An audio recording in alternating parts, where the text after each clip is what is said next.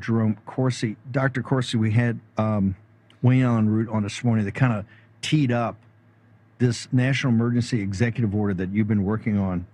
Can you explain to our audience exactly what are we talking about? Because, you know, presidents put so much time and emphasis, and we're going to attach it to this bill, attach to that bill. It's a super high priority for this audience to help in any way possible of the Save America Act. You have another alternative. And I keep telling people, I think this alternative is incredibly relevant because there's another whole, it's a converging forces. There's, you know, Pulte is at DNI. John Solomon from our network has gone to the White House as an employee to run this task force.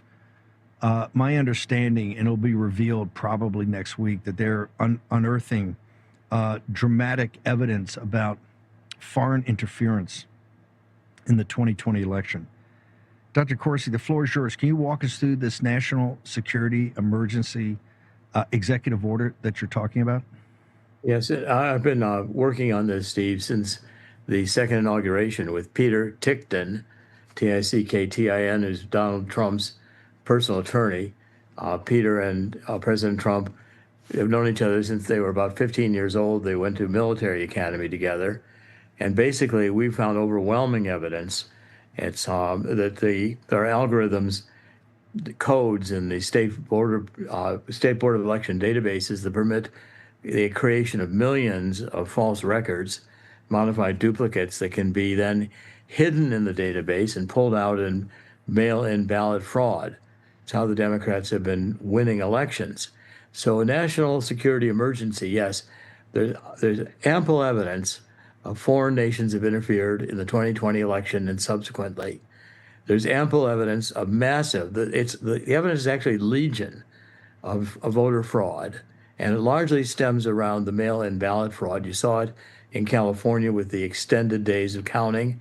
So what President Trump realizes is that we've been in a coup d'etat from not the Democratic Party.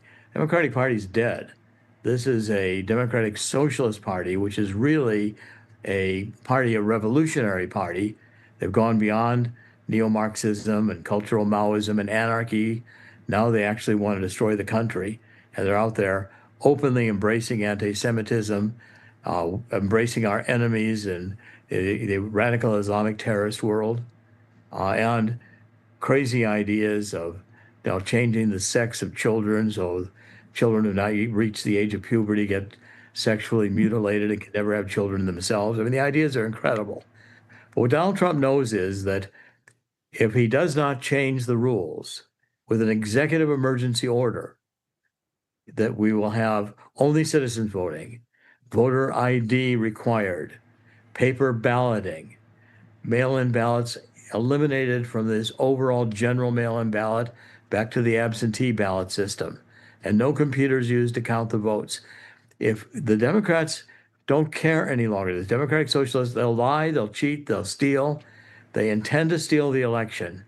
And the plan is that once the Democratic Socialists get in charge of the House and Senate, they'll impeach simultaneously President Trump and Vice President Vance.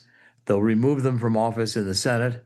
They'll charge them with treason through the Department of Justice, and they'll put Hakeem Jeffries in as president. That's the plan. And Donald Trump knows that the survival of the republic depends on a presidential executive order, which cannot be challenged in the courts, to require 2/3 vote in the House and Senate to overturn.